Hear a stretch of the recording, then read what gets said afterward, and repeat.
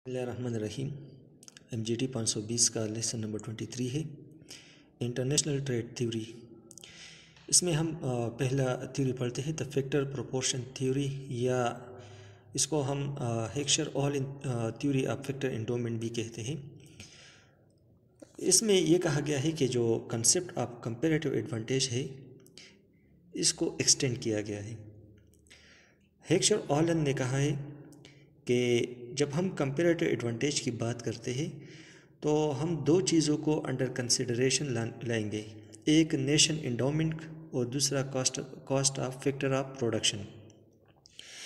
Nation endowment में क्या चीज़ें आती है? इसमें labour, capital, land, ports, raw material, climate, favourable conditions, और cost of factor of production. अगर फैक्टर्स ऑफ प्रोडक्शन उस पर कम कास्ट आता हो, लेबर सस्ता हो, कैपिटल सस्ता हो, लैंड सस्ता हो, ज़्यादा हो, रॉ मटेरियल ज़्यादा हो, तो इन दो चीज़ों को उन्होंने बेस बनाकर अपना नज़रिया पेश किया है द फैक्टर प्रोपोर्शन थ्योरी। इसका मतलब ये है कि वो कंट्री वो प्रोडक्ट एक्सपोर्ट करेगा जहाँ पे फैक्टर्स ऑफ प्रोडक्शन अबंडेंट हो, जहाँ पे लेबर सस्ता हो। जब लेबर सस्ता हो तो लेबर इंटेंसिव प्रोडक्ट वो एक्सपोर्ट करेंगे। अगर कैपिटल ज़्यादा हो तो कैपिटल इंटेंसिव प्रोडक्ट वो एक्सपोर्ट करेंगे। तो सिंपल ये है, हम दो सिनारियोज़ लेते हैं कि दो कंट्रीज़ हैं। एक कंट्री में वो मशीन एक प्रोडक्ट प्रोड्यूस करने के लिए यूज़ होगा जहाँ पे कैपिटल ज़्यादा हो और लेबर कम हो, तो क्या होगा कि वो कंट्री वो मशीन यूज़ करेगा जहाँ पे उस मशीन को चलाने के लिए एक लेबर रिक्वायर्ड हो। इसके बरअक्स वो कंट्री जहाँ पे लेबर ज़्यादा हो तो वो मशीनें यूज़ करेगा जहाँ पे एक मशीन को चलाने के लिए, ऑपरेट करने के लिए 4, 5, 6 लेबर्स की ज़रूरत हो।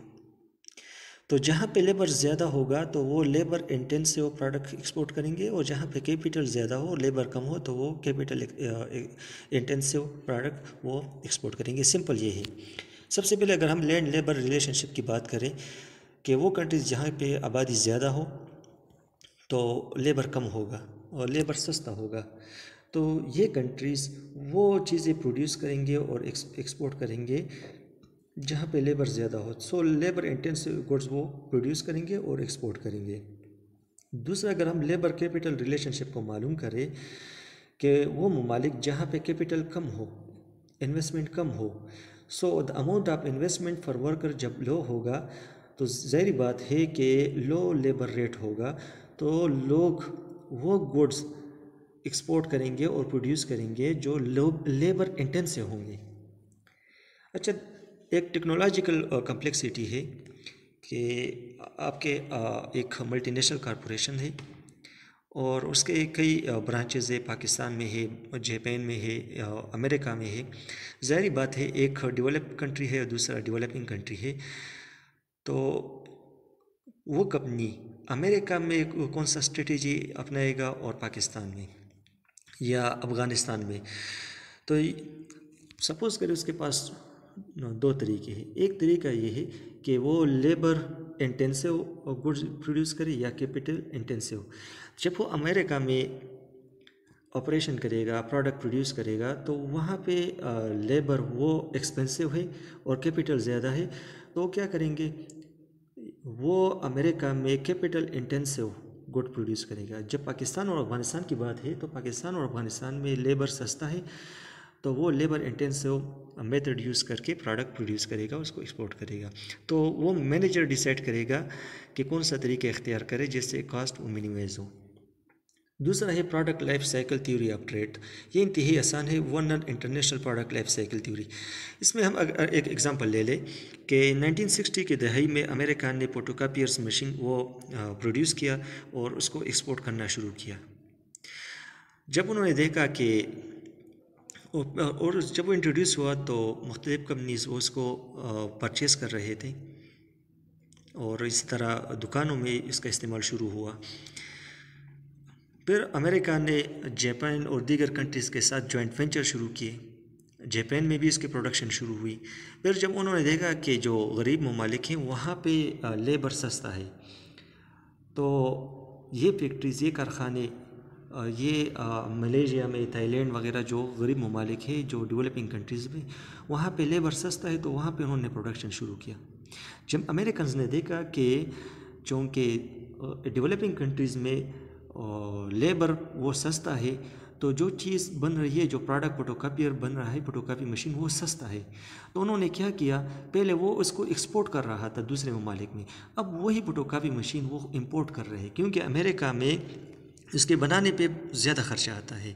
तो इसको हम प्रोडक्ट लाइफ साइकिल थ्योरी कहते हैं। तो इसमें ये कहा जाता है कि इस थ्योरी में कि किस तरह एक प्रोडक्ट के लाइफ साइकिल में चेंज आती है। पहले अमेरिका में फोटोकॉपी मशीन की प्रोडक्शन हो रहा है, वो लोकेशन वहाँ था। अब मलेशिया है, थाईलैंड है, तो लोकेशन ऑफ प्रोडक्शन चेंज हुआ। दूसरा, ट्रेड एक्टिविटीज़ भी शिफ्ट हुई। पहले अमेरिका फोटोकॉपियर को वो एक्सपोर्ट कर रहा था, अब अमेरिका क्या कर रहा है, डेवलपिंग कंट्री से इंपोर्ट कर रहा है। तो इस थ्योरी में यह कहा जाता है, इसके 4 स्टेजेस है। सबसे पहले इंट्रोडक्शन स्टेज है। इंट्रोडक्शन स्टेज में ये होता है कि एक अपनी कंट्री, अपनी डोमेस्टिक मार्केट को देखकर एक प्रोडक्ट प्रोड्यूस करता है, इंट्रोड्यूस करता है। अब ये प्रोडक्ट स्टैंडर्डाइज नहीं है, इब्तदाई स्टेजेस में है, और ये लेबर इंटेंसिव होगा, और जो कस्टमर है, कंज्यूमर है, वो इसको परचेस करने के लिए ज़्यादा प्राइस भी अदा करते हैं। जब डिमांड ग्रो करता है तो कंपटीटर्स भी मार्केट में आ जाते हैं, फॉरेन डिमांड बढ़ जाती है, कंपटीशन बढ़ जाती है, एक्सपोर्ट शुरू हो जाती है, और दीगर डायरेक्ट इन्वेस्टमेंट एक्टिविटी शुरू हो जाती है। थर्ड, मैच्योरिटीज़ है। जब ग्लोबल डिमांड वो पीक तक पहुंच जाता है, तो प्रोडक्शन प्रोसेसेस वो स्टैंडर्डाइज हो जाता है।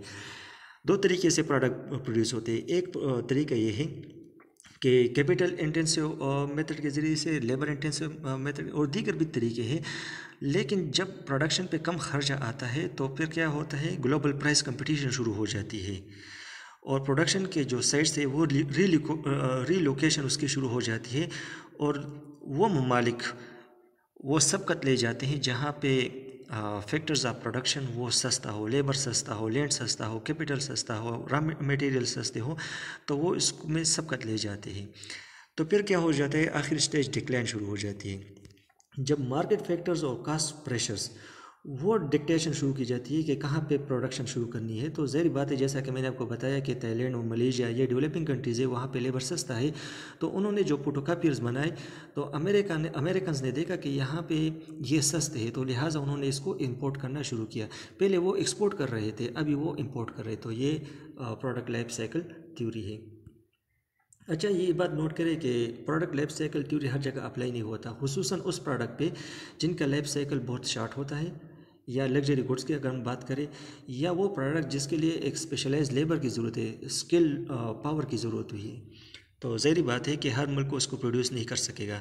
इसी तरह ये थ्योरी उन प्रोडक्ट्स पे अप्लाई नहीं होता जिनको डिफ्रेंशिएट किया जा सकता है, और सिमिलरली ये थ्योरी उन प्रोडक्ट्स पे अप्लाई नहीं हो सकता जिस पे ट्रांसपोर्टेशन कास्ट ज़्यादा हो। सपोज़ करें कि एक प्रोडक्ट पाकिस्तान में बन रहा है, अगरचे वो महंगा है, लेकिन अगर हम वो अमेरिका से वो प्रोडक्ट इंपोर्ट करें और इस पर ट्रांसपोर्टेशन कास्ट ज़्यादा होगा, तो ये थ्योरी अप्लाई नहीं होगा।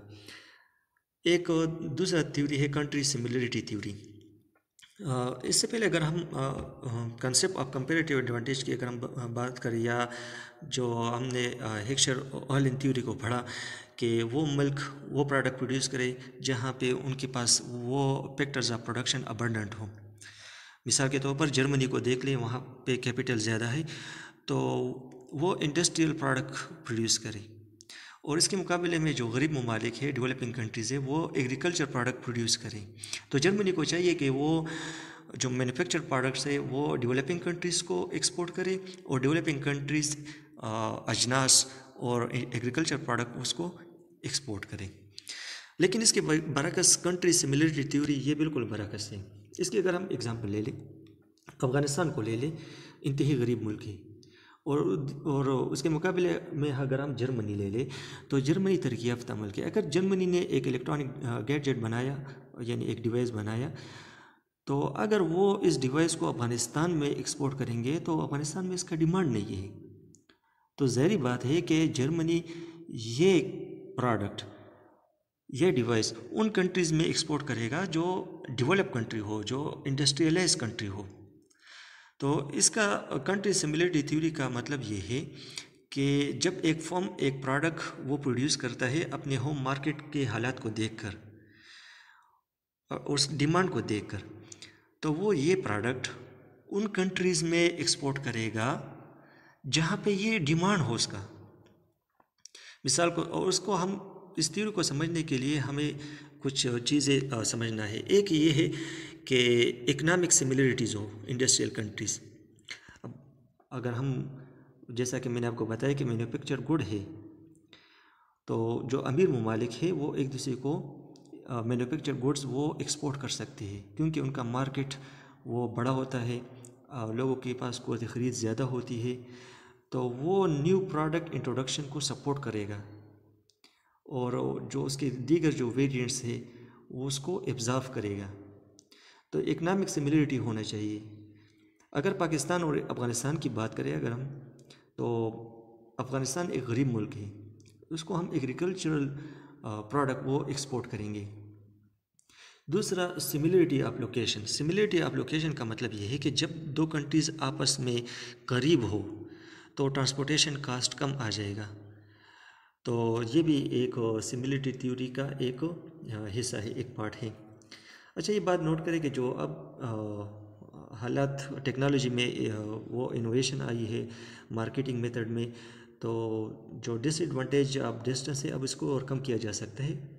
कल्चरल सिमिलरिटी की अगर हम बात करें, तो जो कंट्रीज़ उनका कल्चर एक जैसा हो, मज़हब एक जैसा हो, तो खाने पीने की अशिया, उनकी मलबूसात और दीगर चीज़ें एक जैसी होती है, तो एक दूसरे के साथ इंटरनेशनल ट्रेड ज़्यादा कर सकते हैं। इसी तरह पॉलिटिकल और इकनॉमिक इंटरेस्ट, अगर कंट्रीज़ का आपस में पॉलिटिकल और इकनॉमिक इंटरेस्ट एक जैसा है तो वो आपस में ट्रेड करेंगे, और जिनके साथ उनका कन्फ्लिक्ट ऑफ इंटरेस्ट हो तो वो ट्रेड इससे मुतासिर हो सकते हैं। जैसा कि अब अगर हम चाइना और अमेरिका की बात करें, अगरचे उनका आपस में ट्रेड है, लेकिन अमेरिका ने ये पॉलिसी बनाई है कि किस तरह हम चाइना को कम्पीट करें, और वो चाइना एक इमर्जिंग पावर है तो उसके के साथ वो कंपटीशन में है, और उनका जो ट्रेड है में भी वो आपस में कम हो जाए। इस तरह एक और थ्योरी है डिग्री ऑफ डिपेंडेंस। 3 तरह के ममालिक हैं, एक इंडिपेंडेंस होता है एक कंट्री, दूसरा इंटर डिपेंडेंस, और थर्ड स्टेज होता है डिपेंडेंस। इंडिपेंडेंस क्या है?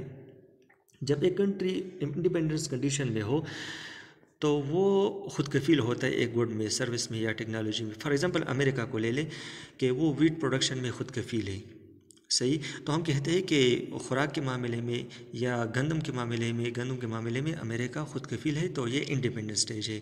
वो दूसरे कंट्री पर किसी ख़ास प्रोडक्ट या सर्विस या टेक्नोलॉजी के लिए इन्हिसार नहीं करता। दूसरा इंटरडिपेंडेंस है।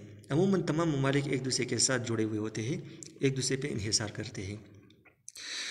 पाकिस्तान कुछ चीज़ें एक्सपोर्ट करता है और कुछ चीज़ें दूसरे मुल्क से इंपोर्ट करता है, तो कंट्री एक दूसरे के साथ जो है ना वो ट्रेडिंग करते हैं, और एज ए ट्रेडिंग पार्टनर वो एक दूसरे पे इन्हिसार करते हैं। इसका फ़ायदा ये होता है कि हर मुल्क दूसरे मुल्क पे इन्हिसार करता है, और कोई किसी भी मुल्क वो डोमिनेंट पोजीशन में नहीं जाता। सपोज़ करें कि एक मुल्क वो दूसरे मुल्क पे कोई चीज़ रोक ले, सप्लाई ना करे, सैंक्शन लगा ले, तो दूसरा मुल्क भी अपना प्रोडक्ट उसको एक्सपोर्ट नहीं करेगा। तो इस डर से कोई भी मुल्क दूसरे मुल्क के साथ इस तरह नहीं करता। तो ये इंटरडिपेंडेंस है। थर्ड डिपेंडेंस है। अक्सर जो डेवलपिंग कंट्रीज़ हैं वो डेवलप कंट्रीज़ पे डिपेंड करते हैं, इन्हिसार करते हैं। एक प्राइमरी कमोडिटी वो सेल करते हैं, या मिसाल के तौर पर पाकिस्तान को ले ले, टेक्सटाइल या कुछ चीज़ें होती हैं, महदूद चीज़ें जो एक्सपोर्ट करते हैं, और अमेरिका पे ज़्यादा इन्हिसार करता है, इस तरह चाइना पे। या कुछ चीज़ें हम बाहर से बरामद करते हैं, इंपोर्ट करते हैं, तो हमारा सप्लायर वो भी एक होता है या 2-3 होते हैं। और इसी तरह जब वो चीज़ हम एक्सपोर्ट करते हैं तो चंद ममालिक है जिनके साथ हमारा ट्रेड होता है। तो ये डिपेंडेंस स्टेज होता है। स्ट्रेटेजिक ट्रेड पॉलिसी ये क्या है? ये गवर्नमेंट जो है ना वो अपने बॉर्डर्स के अंदर, यानी अपने मुल्क के अंदर वो इंटरवेंशन करती है, मुदाखलत करती है। और गवर्नमेंट मुदाखलत का मकसद ये होता है कि कुछ इंडस्ट्रीज़ या तमाम इंडस्ट्रीज़ के लिए साजगार हालात बना ले ताकि वो दूसरे ममालिक के इंडस्ट्री के साथ मुकाबला करें। तो स्ट्रेटेजिक ट्रेड पॉलिसी के टू अप्रोचेस है। एक ये है कि alter condition that will affect industry in general, कि मुल्क में ऐसी इस्लाहात करे कि तमाम इंडस्ट्रीज़ वो ग्रो करें, टैक्स कम करे, उनको फैसिलिटीज़ प्रोवाइड करे, इंफ्रास्ट्रक्चर प्रोवाइड करे तमाम इंडस्ट्रीज़ का। एक तरीका ये है। दूसरा तरीका है alter condition that will affect A targeted industry, एक मखसूस इंडस्ट्री को ग्रो करने के लिए, इम्प्रूव करने के लिए गवर्नमेंट जो इस्लाहात करती है। मिसाल के तौर पर आज इमरान गवर्नमेंट में, पीटीआई गवर्नमेंट में टेक्सटाइल इंडस्ट्री वो ग्रो कर रहा है, तो हुकूमत ने उसके लिए इस्लाहात लाई। आप वो इस्लाहात पढ़े। तो ये स्ट्रेटेजिक ट्रेड पॉलिसी दो है। एक ये कि तमाम इंडस्ट्री को ग्रो करने का मौका प्रोवाइड करें, इम्प्रूव करें, या एक टारगेटेड एक मखसूस इंडस्ट्री को आप ऊपर लाएँ। Why companies trade internationally. अच्छा, कंपनीज़ वो दूसरे ममालिक के साथ कारोबार में क्यों आती है? Why companies trade internationally. Pakistan की कंपनीज़, पाकिस्तान में मौजूद कंपनीज़ अफ़गानिस्तान में, इंडिया में, अमेरिका, जापान वगैरह में क्यों चीज़ें एक्सपोर्ट करती है? सपोज़ करें तो कंपनीज एक्सपोर्ट जब करती है वो दो चीज़ों को देखती है। नंबर वन, वो ये देखती है कि हमें कंपेटिटिव एडवांटेज हासिल है या नहीं, यानी दीगर कंपनीज़ के मुकाबले में हमारा प्रोडक्ट, उसकी क्वालिटी अच्छी हो, उसका प्राइस कम हो और हमें मुनाफा मिल रहा हो, तो इसको कंपेटिटिव एडवांटेज कहा जाता है। दूसरा ये देखता है कि इंटरनेशनल मार्केट में, डोमेस्टिक मार्केट के मुकाबले में इंटरनेशनल मार्केट में अपॉर्चुनिटीज़ ज़्यादा है। अगर एक कंपनी को कंपेटिटिव एडवांटेज हासिल है और इंटरनेशनल मार्केट में इंटरनेशनल अपॉर्चुनिटीज़ ज़्यादा हो, तब एक कंपनी वो इंटरनेशनली ट्रेड करता है। एक और है द पोर्टर डायमंड। अच्छा, जो पोर्टर डायमंड है इसके 4 कंपोनेंट्स हैं, इसको हम देख ले। एक डिमांड कंडीशन है। अगर होम मार्केट में एक प्रोडक्ट का डिमांड मौजूद होगा तो एक कंपनी उस डिमांड कंडीशन को, इस डिमांड को पूरा करने के लिए प्रोडक्शन शुरू करेगा। दूसरी बात, फैक्टर कंडीशन। इस प्रोडक्ट को प्रोड्यूस करने के लिए जो इनपुट्स है, मिसाल के तौर पर रॉ मटेरियल है, लेबर है, कैपिटल है, टेक्नोलॉजी है, ये मौजूद है, तो वो एक पर्टिकुलर इंडस्ट्री में compete करेगा दूसरे ममालिक के इंडस्ट्रीज़ के साथ, या एक फर्म दूसरे फर्म के साथ मुकाबला कर सकेगा। तो रिलेटेड एंड सपोर्टिंग इंडस्ट्री, अगर एक मुल्क में सपोर्टिंग इंडस्ट्री मौजूद हो तो वो इंडस्ट्री, एक पर्टिकुलर इंडस्ट्री का वो तरक्की करेगा। मिसाल के तौर पर अगर गाड़ी बनाने की कारखाने को अगर हम ले लें, अगर गाड़ी बनाने के कारखाने के साथ सपोर्टिंग इंडस्ट्री हो जो मुख्तलिफ पार्ट्स बनाती है, टायर वगैरह, तो ज़ाहिर बात है कि वो इंडस्ट्री आगे बढ़ेगा। चौथा, firm strategy, structure and rivalry. अब जब एक इंडस्ट्री या एक फर्म काम करेगा तो उसको कंपटीशन का सामना करना पड़ता है, उसके राइवल्स होगा, राइवल्स होंगे।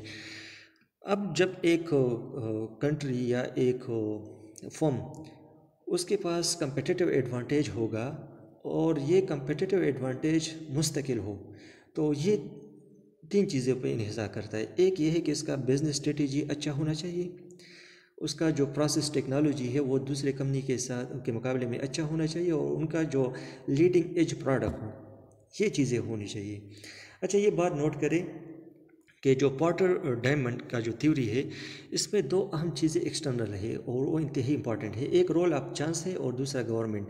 अगर गवर्नमेंट की पॉलिसी ऐसी हो जैसे एक कंपनी को तरक्की का इम्कान हो और गवर्नमेंट की पॉलिसी वो फेवरेबल हो, तो ये एक एक्सटर्नल फैक्टर है और वो कंपनी वो ग्रो करेगा। दूसरा ये है कि चांस, मिसाल के तौर पर अगर हम अमेरिका और बरतानिया की बात करें कि या जापान की, अमेरिका भी गाड़ियाँ बनाती है और जापान भी गाड़ियाँ बनाती है। हुआ ये कि अमेरिका में इनपुट्स और पार्ट्स वो महंगे हो गए, तो जापान को ये मौका मिला, चांस मिला, इसी वजह से जापान की कंपनीज़ ने अपने प्रोडक्शन बढ़ा ली और काफ़ी गाड़ियाँ वो एक्सपोर्ट कर दी।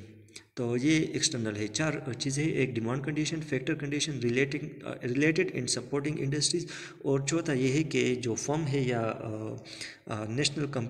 एक फर्म को कंपेटिटिव एडवांटेज होना चाहिए या एक मुल्क को नेशनल कंपेटिटिव एडवांटेज होना चाहिए। तो ये 4 चीज़ें ये एक पोर्टर डायमंड थ्योरी को इस पे मुश्तमिल होता है। अच्छा, ये है कि पोर्टर डायमंड में जैसा कि हमने पढ़ा कि 4 कंडीशन होने चाहिए, 4 फेवरेबल कंडीशन। तो ये ज़रूरी है, सफिशेंट कंडीशन नहीं। मिसाल के तौर पर एक कंट्री में क्या है कि फैक्टर कंडीशन अच्छे ना हो या रिलेटेड एंड सपोर्टिंग इंडस्ट्रीज़ ना हो, तो ये कंपनी बाहर से ये चीज़ें वो इंपोर्ट कर सकता है। अच्छा, जैसा कि हमने गवर्नमेंट की बात की कि गवर्नमेंट भी क्या करता है, इंटरवेंशन करता है। और नेशनल कम्पिटिटिवनेस की अगर हम बात करें तो जो सक्सेसफुल इंडस्ट्रीज़ है तो गवर्नमेंट उसमें अपना किरदार अदा करती है। तो जैसा कि हमने पढ़ा कि एक स्ट्रेटेजिक ट्रेड पॉलिसी है। स्ट्रेटेजिक ट्रेड पॉलिसी ये है कि गवर्नमेंट इंडस्ट्री को इम्प्रूव करने के लिए पॉलिसी बनाए और या टारगेटेड इंडस्ट्री को ऊपर लाने के लिए पॉलिसी बनाए।